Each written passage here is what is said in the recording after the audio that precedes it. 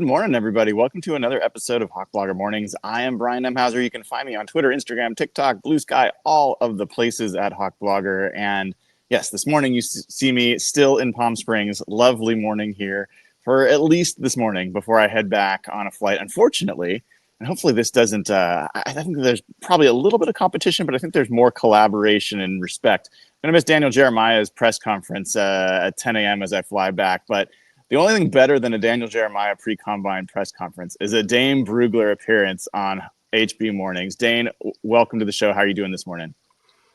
Not as well as you. I'm looking out my window and it's just nothing but white snow and piles of it. So it looks like you're in a good spot there with it looks like it's pretty warm.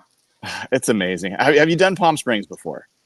I have not, no. Man, highly recommend it. I get into a battle with my buddy, one of my co-hosts that lives in Scottsdale. There's no comparison, man. Palm Springs, Palm Desert, way better. Good food, good folks, and it's gorgeous here. So definitely recommend it.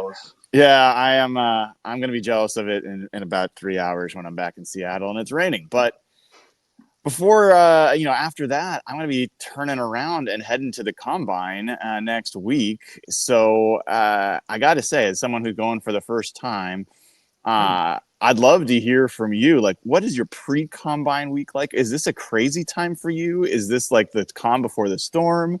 And then what happens during the combine week for you? What are you doing during the week? It's just craziness right now, and it gets crazier at the combine. It's probably my favorite trip of the year because I'm about 4.5 hours away, so I can drive. And so, anytime I can drive and avoid, battling airports and all that, I'm all for it. And so that factors in. It's nice to have my truck there too, so I can go here and there. But the nice thing about Indianapolis is it's walkable. It's a very accessible city. So I never really have to use my car. But so yeah, it's a crazy week for me. I go Sunday to Sunday, and like Sunday, Monday, Tuesday, it's just meetings all day, every day for me. 12, 15 meetings a day, agents, scouts, coaches, some different other people in the business. Just, some of it's catching up, some of it's really fact-finding missions, some of it meeting people for the first time, networking, that kind of thing. So it's because everybody's there. Everybody's in Indianapolis for this week. And so it's really nice to have that opportunity to catch up with old friends, meet new ones, and, just grow that network within the business. Tuesday, Wednesday is kind of when I'm on Radio Row, and I'll do, I don't know, last year I think I did 50 interviews. So it's just really do a lot of those, it's a lot of fun. There's a lot of great people. And then after that, it's the interviews with the players. All 330 players go through. And so most of these guys I've already talked to, probably 90% of them, but there's still the last few where I need to fill in some gaps for the beast, or, talk to someone, maybe a junior I didn't anticipate coming out. I haven't talked to him yet. So get a chance to talk to him and find out more about him. And then after that, it's the on-field workouts starting Thursday. So Thursday, Friday, Saturday, Sunday in Lucas Oil Stadium from the stands, watching these guys work out. Those are long days, but a lot to be gained from that. So it's a long week. It's a tiring week. Try to fit in at least one steak dinner, if not two. Hopefully you get to St. Elmo's. But it's a really productive week for me. I'm curious, there's obviously these different constituencies. You mentioned agents, you've got front office folks, you've got some coaches there, you've got players. What are the different, groups that are most eager to talk to you versus the ones that you have to track down? Yeah, I think it differs every year because at this point, this is my 15th combine. So I've been doing this long enough where, a lot of these guys are more buddies than they are work acquaintances at this point. And so for a lot of these guys, it's just a chance to catch up, a chance to, kind of share, hey, what are you hearing? This is what I'm hearing. Oh, did you hear this? And so it's a lot of that information sharing. And then for a lot of people, it's a chance to, maybe delve into something on, whether it's sports science or some of the different metric tracking companies, things like that, where maybe I'm not as well versed or I want to learn more. I'm very curious. And, so a lot of it in the analytics business and a lot of these other, full-fledging on-field, different metrics that teams are starting to use. It's something that I want to learn more about. So some of those meetings are with those people. I mean, agents. There's a lot of good people in the agent community that work really hard, and it's not just about selling their client, but just making sure that all the information's out there, the positive and the negative. And so I've got enough trust with agents where they can be fully honest with me about some things. And I'm not gonna I don't want to put a player under the bus or anything like that. It's more of just making sure the facts are out there, but without killing the kid. And so that's always a tightrope to walk. But yeah, it's part of doing this on the media side, and kind of doing it from a general point of view instead of from a team point of view. But it's a lot of fun. We're talking to Dane Brugler of The Athletic, the creator of The Beast. If you haven't seen it, it's because it hasn't been published yet this year, but it's coming, and you're going to want to see it when it comes. It's amazing. So I'm kind of imagining little Dane Brugler from 15 years ago, and like when you were first going to your first combine. Do you remember, how you started at that point, how you started to make those connections, how you started to gain the trust of those different groups? Yeah, it was 2011, and I think it was the Cam Newton year, and I actually was hired by the Pro Football Writers of America, because I was doing my own draft stuff at that time, and I was hired by the Pro Football Writers of America, John McClain, Shereen Williams, and to come and kind of help them transcribe, help them understand, okay, these are the guys we need to talk to, because at that time we were in Lucas Oil Stadium in a workroom, and I mean there were a couple hundred media there, but it's not like it is now, where there are hundreds and hundreds of media. There's Radio Row. It's crazy how much it has grown over the last 15 years. So it's a much more intimate event. And Gil Brandt was actually the guy. I met Gil Brandt at that combine. He was, he's kind of the godfather of the draft community. And so he would bring in some of the play. I remember him walking in Tim Tebow and walking in Cam Newton, Manti Te'o. Like he would, he'd be in charge of that. But he helped kind of open some doors for me. Introducing me to some scouts. Cio Bracado, legendary scout, no longer with us, but legend in the scouting business, and a few other ones where that kind of got my foot in the door with some of these guys, and some I already knew from just previous networking. But yeah, I mean, it was crazy how long ago that was. Yet, and just to see the way the event has grown since then. It's in the amount of people that cover it, which it's great, because for a lot of people it's a chance to get their foot in the door. And obviously I want that for people, especially young kids coming up in the business. But sometimes it does get a little. Last year there was somebody going around asking every prospect, do they believe in birds? And like kind of, it felt like the Super Bowl media day kind of vibe, where you get a lot of bogus questions. And so they don't say no to a lot of credentials, which I understand. But it's getting to the point now where the craziness is getting to a breaking point. Yeah, I can see that. I mean, they're definitely letting in the riffraff now. So, last time you came on our show, we talked about quarterbacks, and we talked about. I have to say, it was one of the moments where it really it was validating that you saw what I saw in Mobile. And I heard you on with Robert Mays talking about your top 100, which people should check out over on The Athletic. You're talking about the second day might have more quarterbacks taken than the first day, and that you like quarterbacks. I have a bit of a different question for you this time. And this is a question I think NFL GMs are going to be asking themselves potentially. Mm-hmm. If you had the chance to trade a pick for Joe Milton or for Hendon Hooker, or take one of these day two quarterbacks available in this draft. Now, we don't know exactly who that's going to be, but we can estimate based off of where you see now. Which of those is most appealing to you? For the Seahawks specifically? Sure. Let's focus on the Seahawks specifically. Okay. Because, I mean, I think the context is important. Do I have a starter in place? Am I drafting someone? I think you have to understand, you have to have a frame of reference of, okay, am I drafting someone who I think could hopefully take the baton and be a future starter? Or Yes. am I just looking for someone that can help fill the room? And so if I'm looking specifically for someone that I think starting probably next year can at least compete for the starting job, I mean, me personally, I'm out on Joe Milton. Mm. He's got a big arm. The size is great.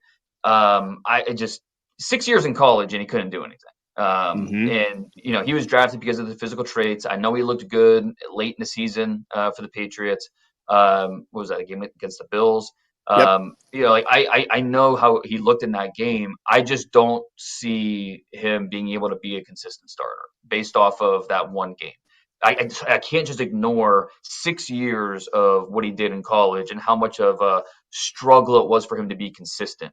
I mean, you could take his 10 best plays from college and be like, oh, yeah, it's a first round pick. Then you take the body of work and you see how late he is on throws. The decision making's not there. The game was just moving way too fast for him. And sometimes he can compensate because his arm is just unbelievable. I mean, the ball moves at an incredible rate of speed where he doesn't have to see things that much earlier because he can fit it into those tight windows. I just think it's going to be tough for him to do that consistently. So, and especially what it would take to get him. Why would the Patriots give him up for anything less than what, a third rounder? Probably a third. Yeah, if you're giving up a fourth, why would the Patriots even do that? You might as well Hmm. just hold on to him. So for me, I'm not giving up a third for him. And then so it comes down to Hooker or one of the guys in this draft.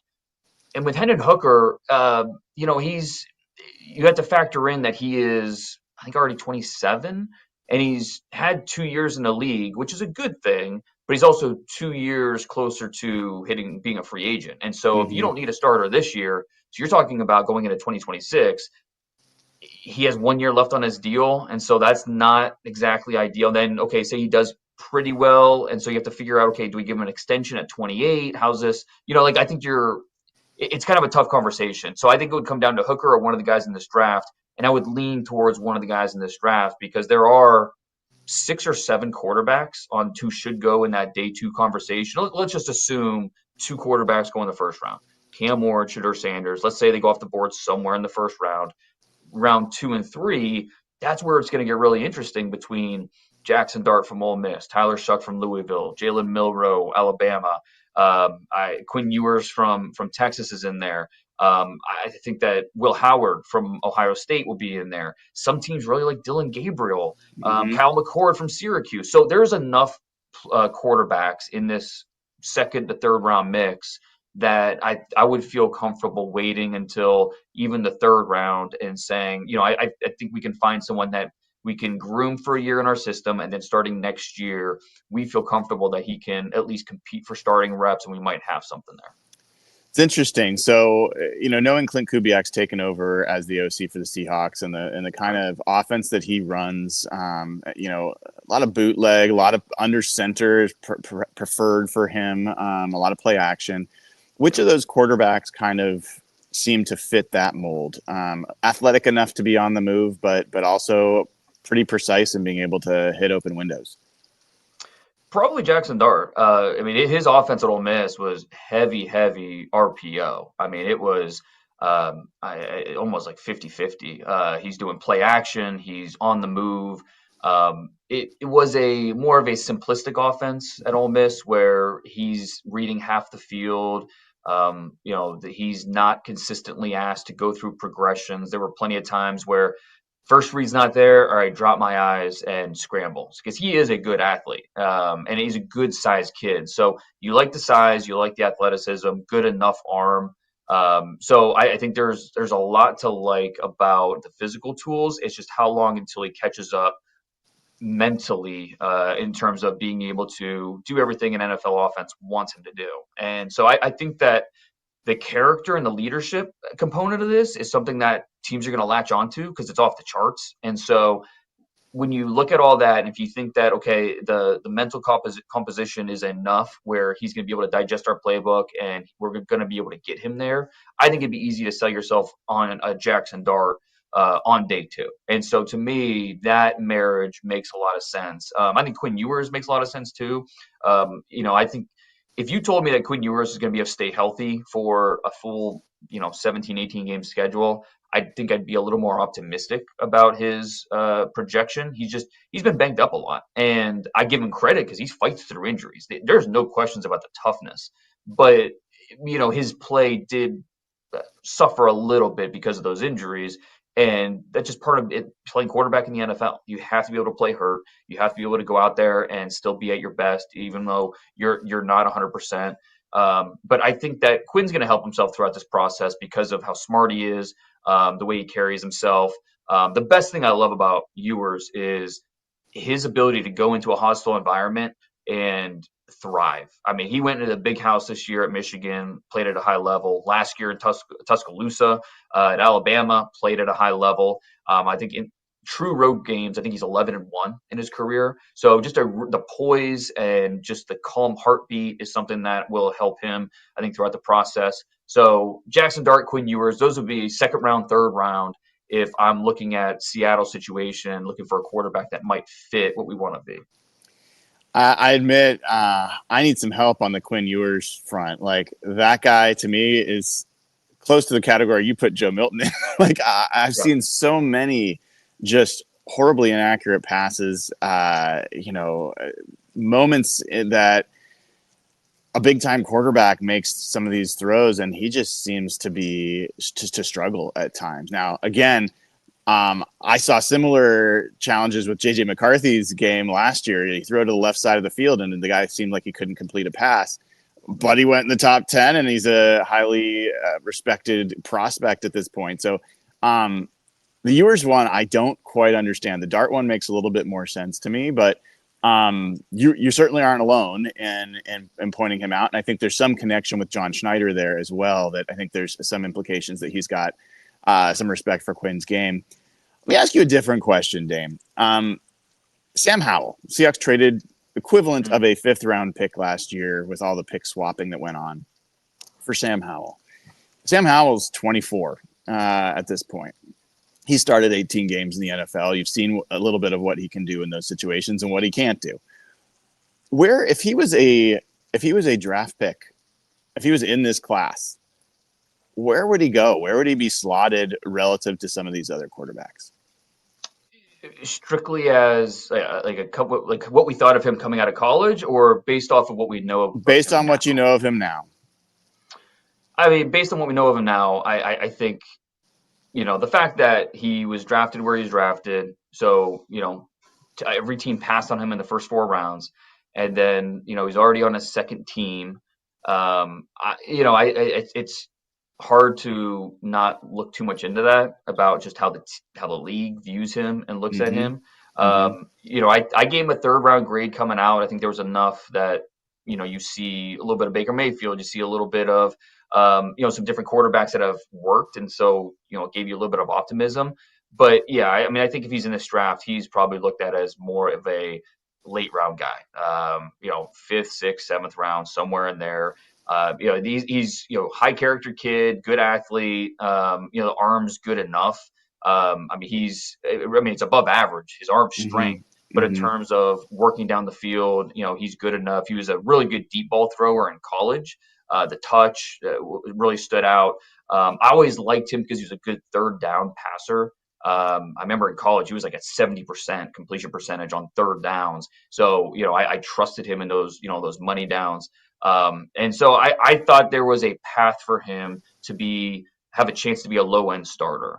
And that talent is still there if he gets a chance. But from what we did see in Washington, it felt like he was just playing catch up and trying to get there, and he wasn't able to do it. So I think he'd probably, because we already have a frame of reference of who he is, teams would probably, there's 10 quarterbacks in this draft I think teams would rather bet on at this point than probably Sam Howell. Yeah, it's going to be an important question that obviously John Schneider is evaluating as well. One more quarterback question, and then we're going to move on to some other positions. Increasingly, there's some folks that are having Shadur Sanders fall a little bit in this draft in the 1st round. And in some cases, maybe even available to the Seahawks at 18. Whether or not we think that's realistic, if he does fall to the Seahawks at 18, is that a pick that you think would make sense for Seattle? Yeah, potentially, yeah. I mean, because I think Shadur Sanders can be a starter in this league and be a good starter. And especially he's not a great athlete, but I think he's a good enough athlete. He's not his dad, but he is a Few good people enough are. athlete. Yes, exactly. It is funny how none of Dion's sons are really close to his level as an athlete, but they're solid athletes. They are functional NFL athletes. Well, at least Shador is. I don't think Shallow will get drafted, but Shador is a functional NFL athlete. But the strengths of his game are accuracy, toughness, poise. He when he can play on time, it looks really good. And in the Big 12 against Big 12 defenses, a lot of times he was able to play on time, and so the completion percentage looks great. It bothered me that in against the best defenses, that's where he struggled. And so, I think that there are still plenty of question marks. I don't think Shador is necessarily falling. I think it's just a lot of people are coming to the draft process late now, Hmm. and maybe they're realizing, okay, this isn't the no-brainer number one overall pick we thought he might have been. He is again, I think he can be an NFL starter. It's just does he have the upside to really be someone that's going to lead you to the playoffs, to raise everybody around the level of the offense around you? And that's where I have question marks. Maybe he can get there. I have question marks that he's going to be able to do that. But that the combine is going to be interesting for him, just to see how. First of all, does he throw? He hasn't, not to my knowledge, has said whether publicly if he's going to throw or not. Especially throwing alongside Cam Ward and Tyler Shuck, guys that have big time arms, and how's his arm going to look? How's the ball going to look coming off his hand? But in the interview process, that'll be the main thing. How he conducts himself. How does he, when teams put him up on the whiteboard, how well does he see things and then communicates them, all that kind of stuff. So Shador's going to be a wild card in the first round. I think Cam Ward is the favorite to be that first quarterback drafted. And then where does Shador go? Could it be the Giants at 3, the Raiders at 6? And then if he gets past 6, which it's possible, what's the next possible landing spot for him? Like I don't know that the Jets would do that at 7. The Steelers, if they maybe trade up a little bit, would they go in that direction? So it'll be really interesting with Shador if he gets past. And we always, there's always not always, but it seems to be a quarterback like that in a lot of years. We said that with Anthony Richardson. If Anthony Richardson gets past 4 in the Colts, where he could go anywhere between like 6 and 25. Like there's just a wide range of possibilities. And Shador could be that guy this year where if he gets past 6 in the Raiders, then all of a sudden it's like, okay, anywhere between 7 and 25, I wouldn't be surprised at any of those spots. So it'll be, he's a wild card at this point, but we'll have to, when we catch up after the combine, we'll have to see if we're still talking about it from that kind of frame of reference. Yeah, I think from my perspective, the big issue there is if you take a quarterback in the first round, it's a different level of commitment than you take a quarterback on day 2. No doubt. And the difference between Shadur Sanders and the guys you've mentioned as day 2 guys, I'm not sure I see enough of a certainty of a gap there where it's worth making that bet versus the other guys that you could take at 18. So that's going to be an interesting one to watch for sure. So Clint Kubiak, I mentioned him briefly, and I want to spend the balance of the time we've got here, a couple more minutes left with Dane Brugler of The Athletic. There's some positions that he prioritizes that other teams don't anymore or don't as much, and I want to get your take on these. So let's focus on fullback first. Are there guys in this draft that you think could make interesting fullbacks in the NFL? Yeah, and I think we have to define fullback for me from what you think Clint ideally wants at that position. Yeah, I think that Clint seems to have a little bit more of like the Kyle Juszczyk style of Right. fullback and not necessarily the Patrick Ricard style of fullback, Mhm. but yeah, I mean, it's a zone scheme primarily. So a little bit of Right. movement and a little bit of, I mean, his fullbacks don't seem to catch the ball as much as Kyle Juszczyk. So maybe it doesn't necessarily need to be a great receiver of the football. Right. And honestly, I think that the fullbacks or the H backs in this class are more of the pass catching variety. Mm-hmm. Like the Harold Fannin from Bowling Green. I think that Bryson Nesbitt from North Carolina falls in that category. Brant Kuthi from Utah falls in that category where they're not quite tight ends. but they could be really interesting move players, H backs, fullbacks, those types. And so but I don't. Are they good enough as blockers and especially on the move for what he's going to want? I think that's kind of the question mark. So it's you're right. I mean, fullback's a position that we don't really think of or prioritize as much, and but we see that's a trend at the college level. So the NFL can only take what the college level gives them. We just don't see a lot of fullbacks or a lot of those guys that are operating in that sense at the college level, and so this is a light position in this draft class.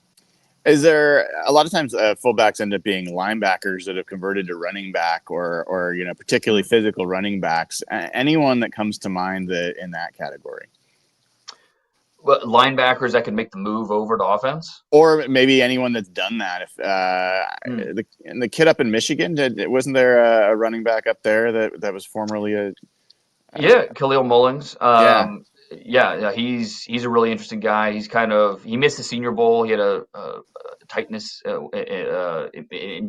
of injury with his muscle, but he's fine. He should be a full participant at the combine. But yeah, I mean he's the type of guy that you want on your roster because he former linebacker, played a lot of special teams.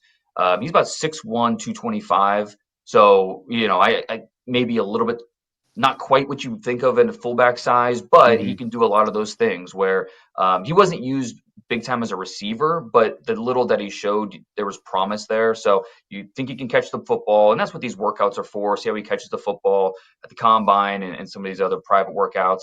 But yeah, Mullings would be a good one because he, at very worst, you feel like, okay, he's going to be a good special teamer for us for a while. And so what he adds to the backfield, what he can add on special teams, I think he'll probably go fourth round, maybe early day 3, fourth, fifth round, somewhere in that range. So I think that he's a guy that would make sense. That's a good call. And there's some talk maybe Cam Scatterbo could be an option. I mean, obviously he wants to be a running back. His physical style has gotten it there.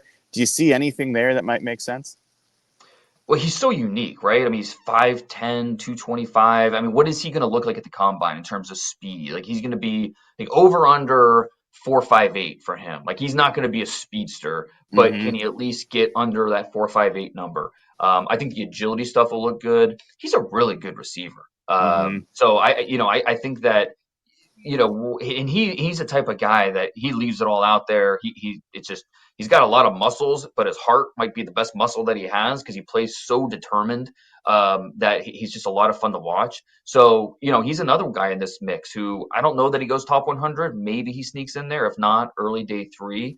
But you have to be a little bit creative with him because he's a certain type of player and some type of move to like an H-back type, that type of role where you can be versatile. You can line him up in the backfield. You can let him motion out. You can do these different things with him because he is a proven receiver and he can, you feel like he can fill a lot of roles for you in that offense. So yeah, that makes sense. All right. Last question for Dane Brugler of The Athletic. So center, maybe the least focused on position on the offensive line. Clint Kubiak said that his offense needs an elite center. Who are the guys in this class that you think can become elite zone blocking centers, guys that can move, but also stout enough to hold at the point of attack? I don't know if there is one in this draft that it's a light center class. So I don't know if there is one that you say, okay, yeah, he can be an elite center. I've been saying since October, Gray Zabel is the best center in this class. And I got a lot of pushback on that because people are, he's a left tackle. What are you talking about? He played center in high school. Okay. So this isn't a completely foreign position for him. And he went to the Senior Bowl, looked really good at guard, looked really good at center. And because he played both positions, he played a lot of reps, and more so than any other offensive lineman there. And he held up in a big way. He moves really well. He should look good at the combine because I love his footwork, love his flexibility, really springs out of his stance, really balanced and pass pro, hits his landmarks. On the fly, he's really fluid, so you can see him reach, you can see him different gap exchanges. He can handle no problem. So I think he's going to be fine at center. And if he 18 feels a little bit early for him, but you know what? This is not a good center class. Like I said, after Gray Zabel, who's the next center to go? It's probably Jared Wilson. unless you're making a projection for a player changing positions, it's probably Jared Wilson, the center from Georgia, who is a good player, but 1 year starter, some question marks with him. And then after that, like I really like Seth McLaughlin from Ohio State, but he's coming off an Achilles injury. That probably knocks him out of the top 100. So, it's not a great center class. And so if the Seahawks really want that type of guy and want someone that can help on the interior, they might have to reach for a Zabel at pick 18 because, he can play guard, he can play center. He's going to help you. He's going to make your offensive line better. And at the end of the day, even if he is, say, 30th on your board, ideally you don't want to take that guy at 18, but between picks 12 and 40, these guys are pretty much the same. The grades are very, very similar. So taking him at 18, while it might feel like a reach, at the end of the day, you want good players that make your team better, and I think Zabel does that. Is Marcus Bowe the guy that you were thinking about in talks of projecting a position change? That's the first one, and he was up and down at the Senior Bowl.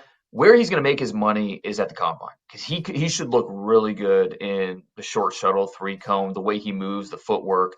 While the Senior Bowl is a little bit up and down, I think the combine's where people are going to point to and say, okay, yeah, that's why we feel like we're going to draft him in the top 50 or right around there. I think that even though he was a tackle in college, had some guard experience, projecting him inside the center is something that I think there's at least a path forward that you could go that route and, leave it up to your offensive line coach to really put him through the workouts and give the final sign off about whether or not he can make that transition.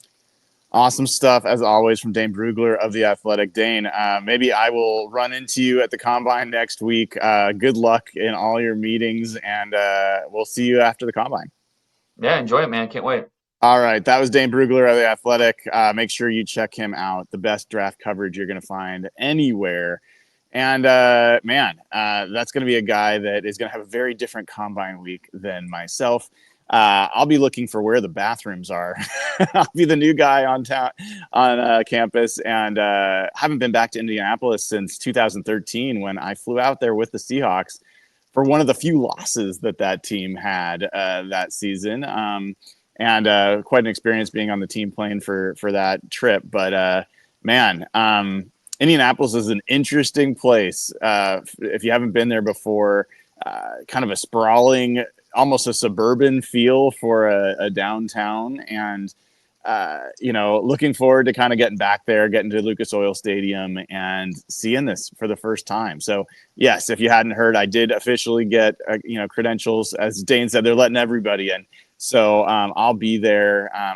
Hopefully going to be there with a co-host partner. Going to try to work on that a little bit last second. So we'll see if it works out, but I will be there starting Monday. I'll be there Monday to Saturday, at least is the current plan. Be hooking up with some folks while I'm there. Might be some faces join in that we don't normally get to see this time of year. So looking forward to all that. Make sure you are signed up for draft coverage. Click subscribe, click the bell to get notified when I go live, because there could be a ton of content next week. Some of the content may be members only content. So make sure you are joined as a YouTube member. Make sure you are at least the suite level or higher. And join over at patreon.com/hawkblogger as well to get access to all the content that I'll be providing on that platform. So appreciate everybody who is supporting the show, and appreciate Old School Seahawk, who has made it possible for us to have Dane Brugler on this offseason. Thank you, OSS, for your support. Make sure you guys all thank him as well. And then let me get to the super chat here. Bryce Coots has given away 20 Hawk Blogger memberships. Thank you so much for your continued generosity, Bryce. Really, really, really appreciate it. You guys and supporting the show is what makes it possible for me to do things like go to the Combine and hopefully give you even better coverage. So this has been the 331st straight day of Seahawks content.